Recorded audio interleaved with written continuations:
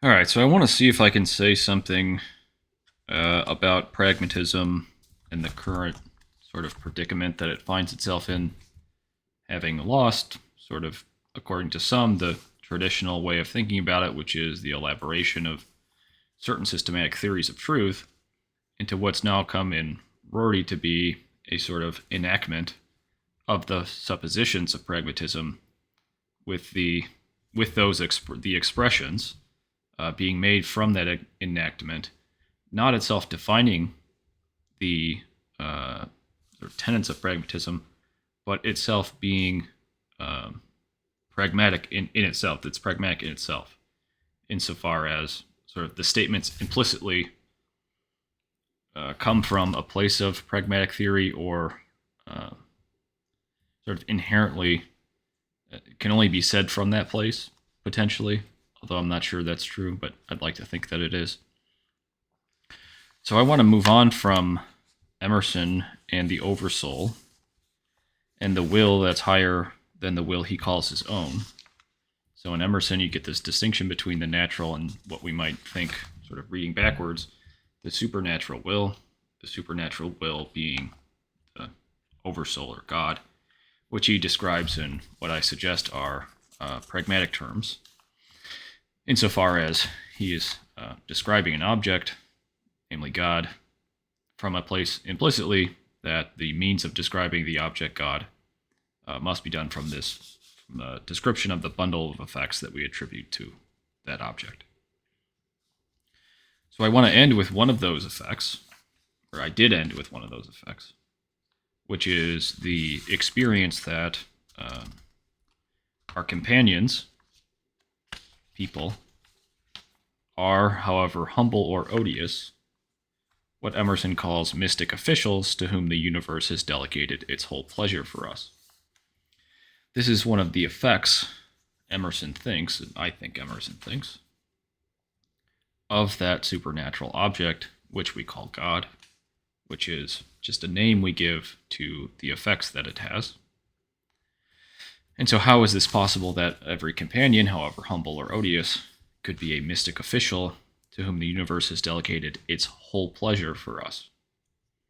The entirety of God's benevolence, you might say, can come to reside in companions about whom we've come to believe some sort of malady, perhaps, or negativity, some negative quality.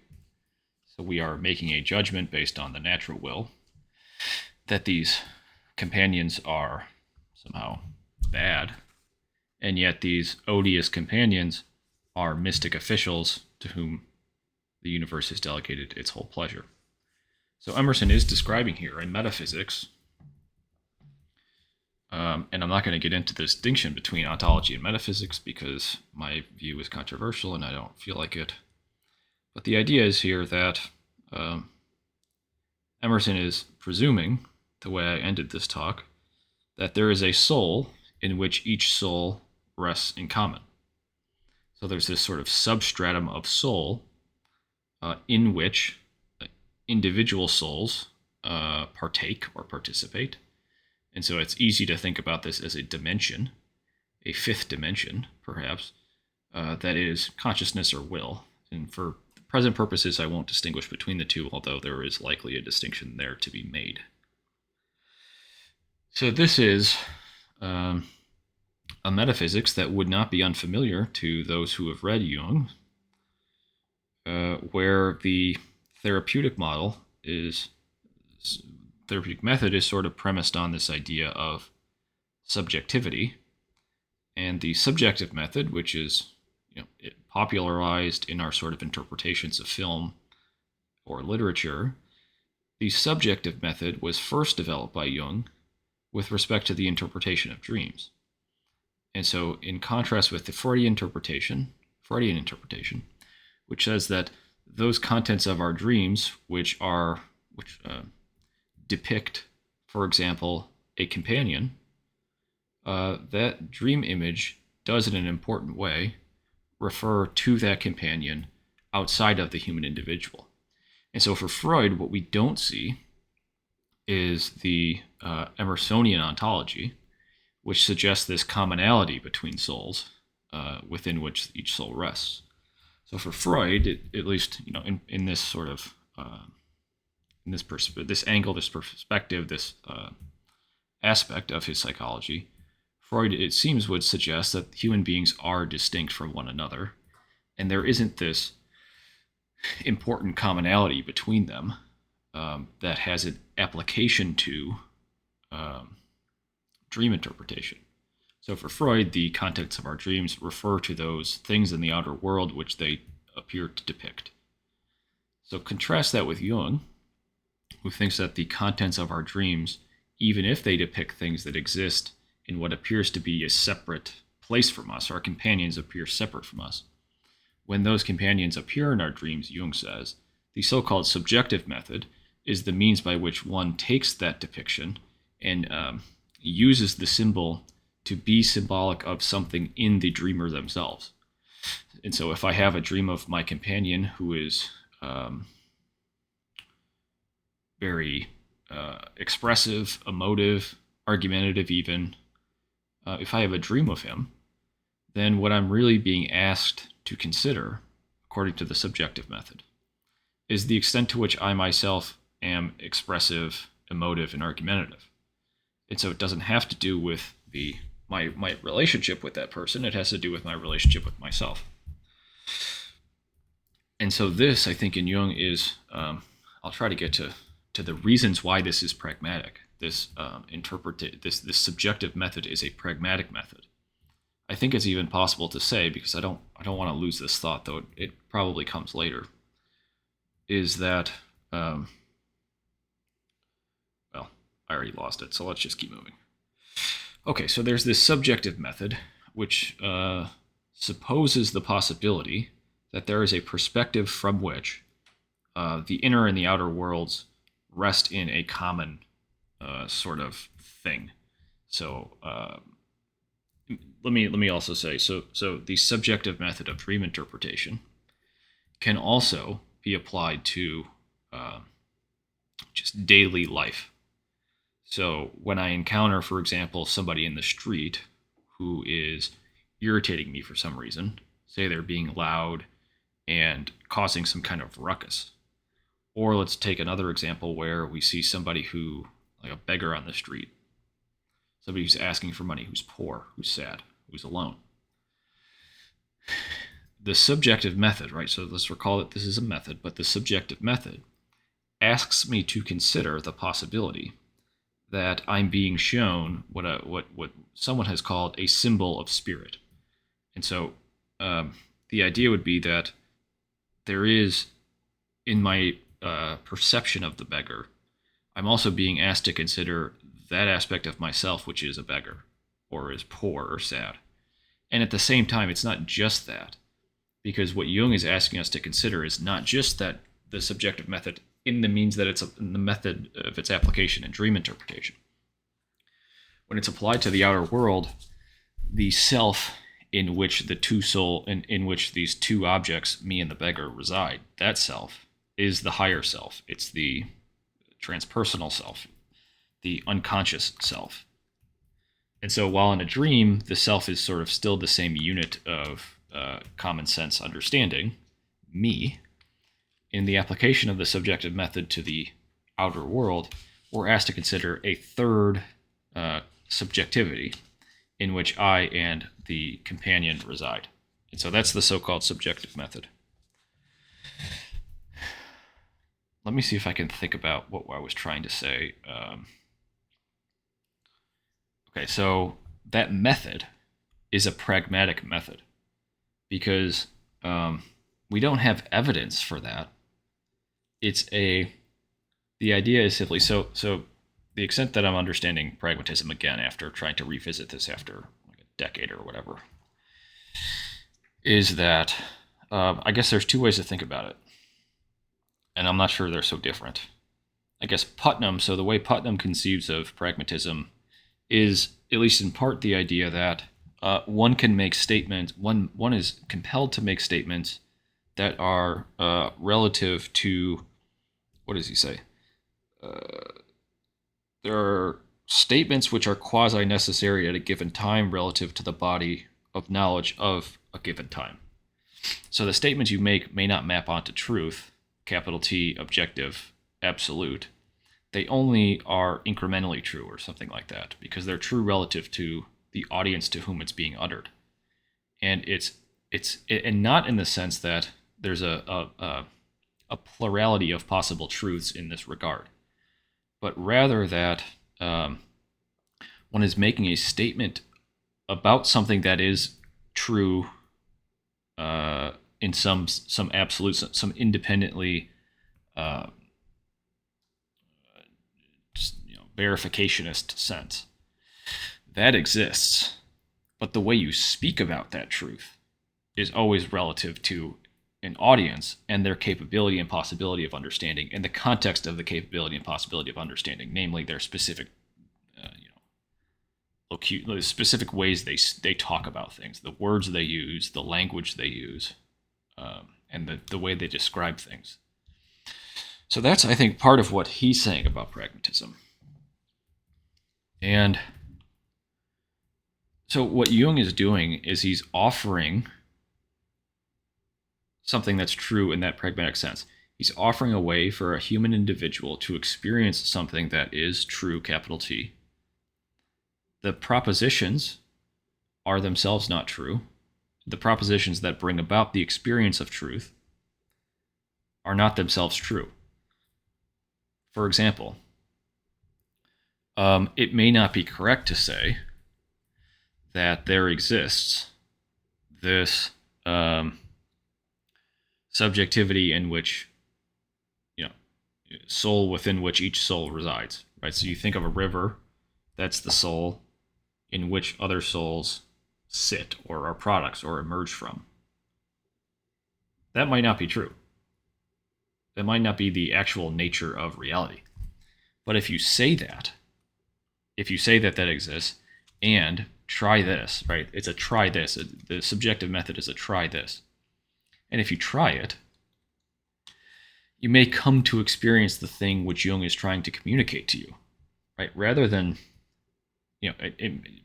thinking that there is a correspondence between oversoul. So if I say oversoul, and I say there are 2 souls that sit in the oversoul, or there's 20 souls that sit in the oversoul, that's some kind of relationship. I'm suggesting there are objects, and I'm suggesting the means of their relationship. I don't know if that's true. And I don't know if you can understand what I'm saying or not. But what you can do, this is Jung's pragmatic suggestion, is ask someone to consider the possibility that there is a soul that exists independent of 2 souls, me and the beggar, from which it's possible to gain an advantage that is experienced by the person who is using this method as real. So is there a movement towards a feeling of reality? That's probably the only way you can really say it. Okay, so I think that's what I'm trying to do between Emerson and the later pragmatists is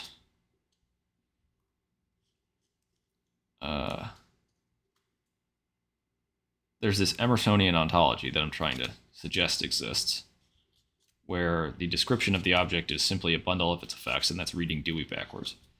And now, okay, so let's just talk about Rorty then for a minute, because Rorty is saying something so similar to what Putnam is saying. He's saying truth is always relative to an audience, and it's always suggested that he is a relativist. And I'm not so sure there's too much going on that's different between Putnam and Emerson. Or I'm sorry, Putnam and Rorty.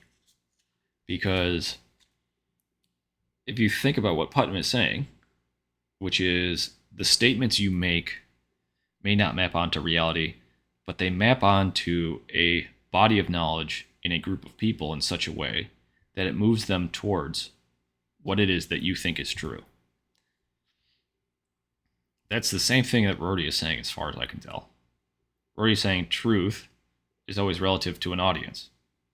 And so you can't make statements that are true that are not relevant to an audience, because that the function of language is to communicate to communicate a proposition, a relation, but is to define objects and the relations between those objects. That's what language does.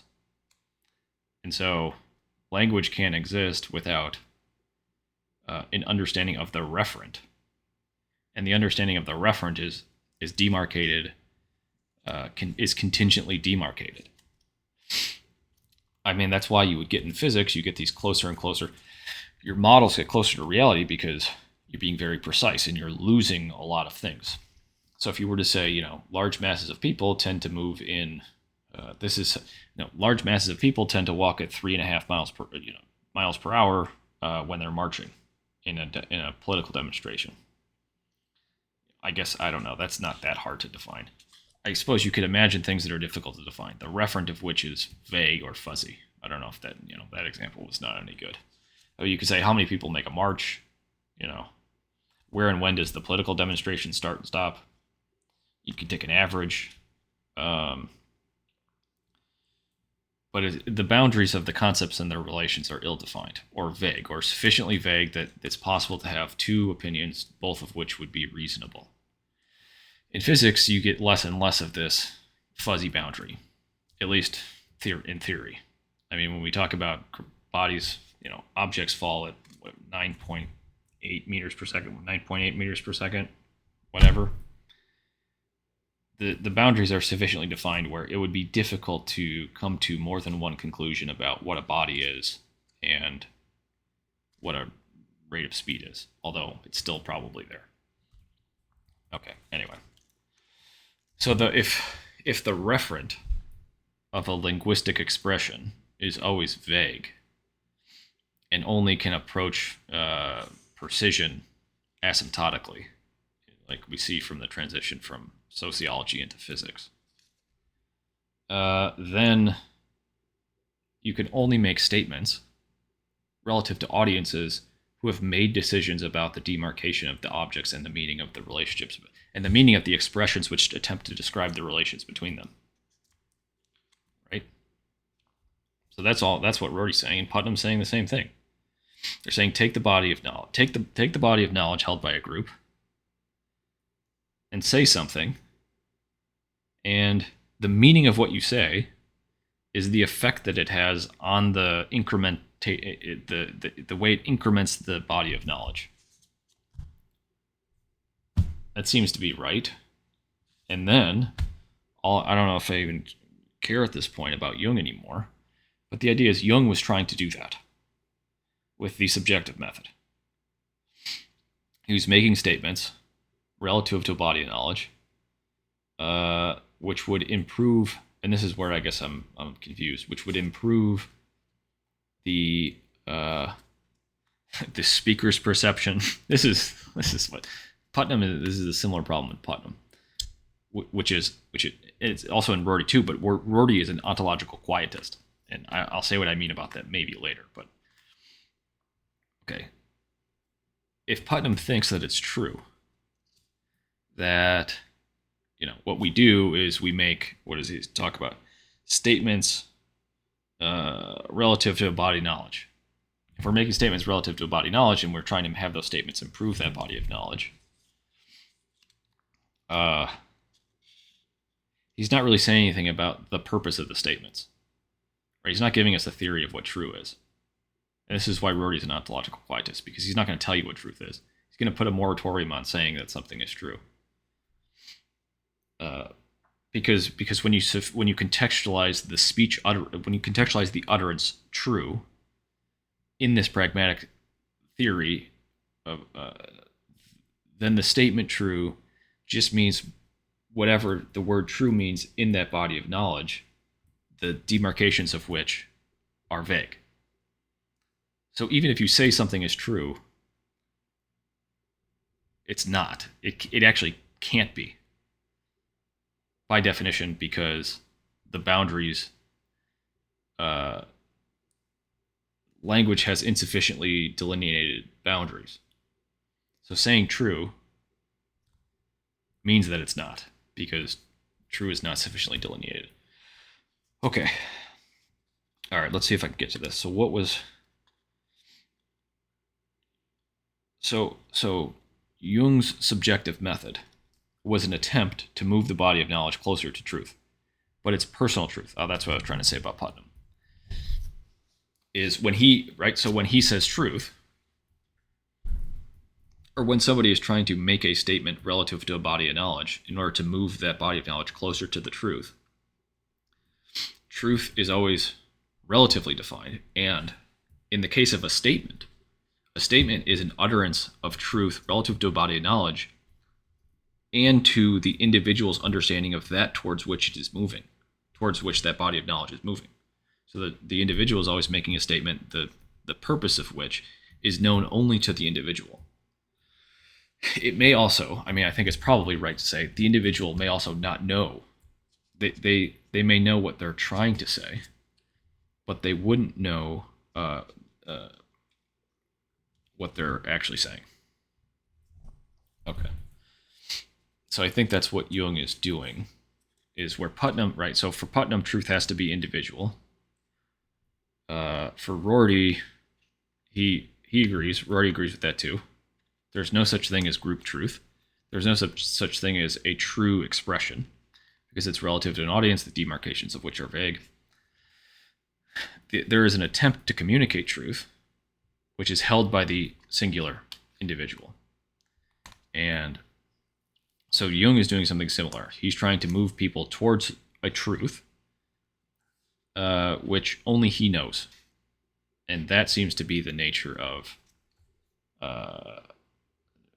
just being in the world. Is that a shared truth is an experiential truth. There's no shared linguistic truths, because language is always fuzzy. There can only be shared experience, there's perspective of which are dissimilar. Therefore, there can only an individual can hold something true. True can only be relative to my experience. And I think it turns out that the experience is the only thing that is true. And so the word true just doesn't make sense outside the linguistic context. We've sort of seen why it doesn't make sense to talk about truth linguistically, because of the fuzzy boundary problem. And so when you're talking about ontological experiences and you're trying to call them true, that doesn't make sense. You might be able to call them real. You might be able to say they feel more real. And then reality is defined relative to your feeling experience. In which case, okay, so we're not talking about truth anymore. We're talking about reality. And then the attempt of the individual is to move a group closer towards the experience of reality, which that individual experiences as real. And then that's what people do. So I don't know if it's worthwhile to talk about that for a minute. It probably is. Let me mute something really quick. Okay. All right, and there's been a number of attempts to do this. The first attempt is the Christian attempt. The Christian attempt took an experience of the real, which was Pentecost, the proximate cause of which was the crucifixion of Jesus Christ. They called that real, and then they developed their dogmas, linguistic systems, to move individuals closer to the experience of Pentecost than they had been previously. That's what that was. So I've called that the trauma and projection of reality. So the trauma is the experience of the crucifixion, the witness of the crucifixion, the projection of the self into the image of Christ, which is to say, the acknowledgement of one's own self-crucifixion, the possibility of one's self-crucifixion. Really, the Christian religion is premised on fear, and not in not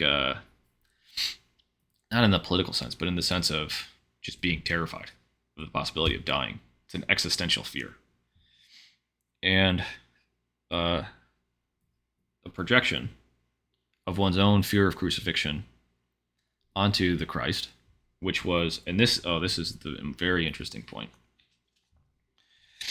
So Putnam says something else. He says that language is partially constitutive of a phenomenon, which is precisely, it seems to me, backwards. Um, well, it depends on what you mean phenomenon. And I encountered a very interesting distinction between uh, eternity and finitude today, but I won't get into that too much. The idea, though, I think for Putnam is language is partially constitutive of the revelation of a phenomenon, of bringing that phenomenon into a new category of being. So there is this making, this embodiment, this making finite, right? It's this like distinction between the neo and or between it's Platonism essentially. How did the eternal objects come into creation? And what Putnam is saying is that the coming into creation of Platonic objects, the means by which it's brought into creation, is constitutive of that phenomenon itself. I think this is very this seems to be a sort of statement of Putnam's Platonism, because what he seems to be saying there is that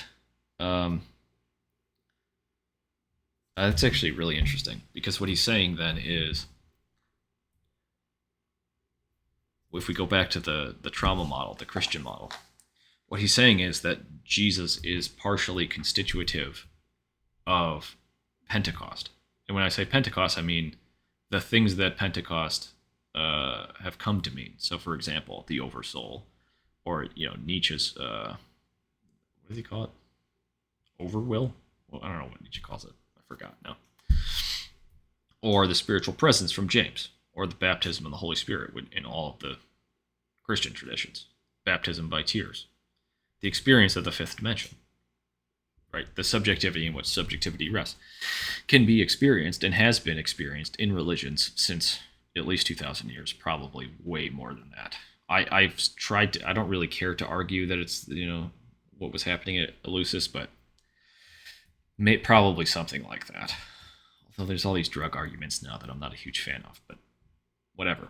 So there's this experience of this fifth dimension, which is codified in the religion. And what Putnam seems to be saying is that the fifth dimension, it's coming into being.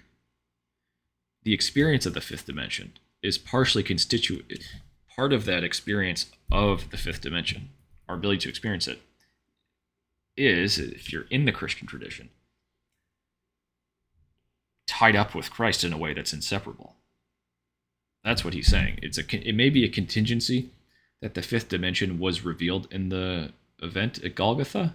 It may be a contingency, but because of it, that very phenomenon is inseparable from the means by which it was revealed. So that's what he's saying. So that's the oversoul. And then, right, that's conversion. It's the experience of a fifth dimension. Okay. And then there's the second part, which is adoption, the adaptation and introjection of the fifth dimension. So in the trauma, in the revelation of the fifth dimension in the trauma experience, that's slowly taken up into the human individual. So that's the supernatural will, which is slowly incorporated into the finite human being. That's infinite. At least we don't know how finite. We don't know how big it is. That's probably fair to say. We don't know how big it is. But it's taken up into the human will, or it's commingled with or taken up into the human being, into the natural will, through the process of sanctification, which is the introjection. So the experience of the fifth dimension, some call it the projection of the inner of the soul. Some call it that. In which case, this would be the introjection, which is the reintegration of the projected element into the human being. I guess I'm just not sure which one that is. Okay, so, but Putnam is saying that this is inevitably Christian. And then you see Rorty, I'll link this. But Rorty, when he talks about Dewey being a Christian before he was 30, smirks in a way that says, I don't want to say he says, I am too. I don't know what he's conveying with his sort of smile, because you rarely see Rorty smile. But this is what I'm getting at with Rorty's sort of ontological quietism, is the idea that he has a sense of this experience of reality towards which he's trying to move people, but he doesn't say it. All he says is the conditions of the possibility of that movement, which is uh, truth is relative to an audience, and you have to make statements relative to that audience in order to get them closer to truth. Because when we talk about absolute truth, what we're talking about is individual truth.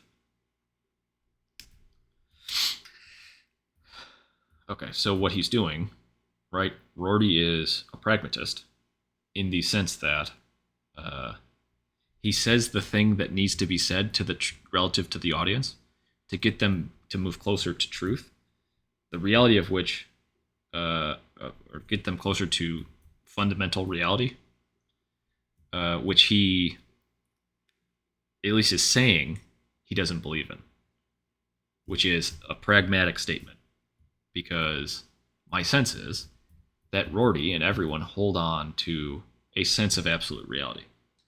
I don't know if, and so what we're seeing then is, what we're seeing in philosophy, in pragmatism, is quibbling over the statements we make that are the condition of the possibility of an experience of reality, capital R, reality, which is the fifth dimension. That's what people are trying to describe. Nobody can describe it. This is hidden in history. Nobody can describe the experience of the fifth dimension, which is consciousness simplicator or something. Pure consciousness. All-pervasive consciousness, which that's probably a stretch. Higher consciousness. Higher consciousness is accurate for the reason that it appears above often. I don't know if anyone's ever been looking down when they've experienced I don't know, higher consciousness. Can you look down and experience higher consciousness? There is an element of proprioception. I'm just going to tell you that, in my opinion. But okay, so all of that aside, Rorty is the highest realization of the pragmatic maxim, because he's only saying the thing that will get people to. He's saying the only thing which is devoid of commitment to the ontology. And this is what Putnam is saying is impossible, is that the means of the revelation, the means of the expression of the reality is constitutive of the reality itself. He's saying there's no way to disentangle the two. There's no way to, for example, disentangle Christ from the revelation in the Western tradition. Rorty is trying to do that as much as can be done by saying nothing of the ontology. All right. I'm not quite sure I've got anything else here.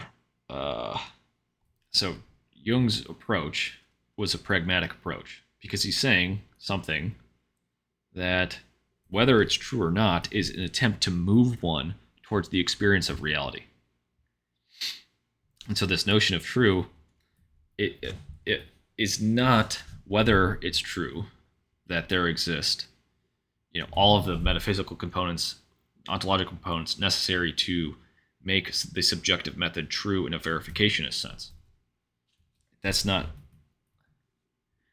But all he's trying to do is move people closer to reality. And reality is the fifth dimension. All right.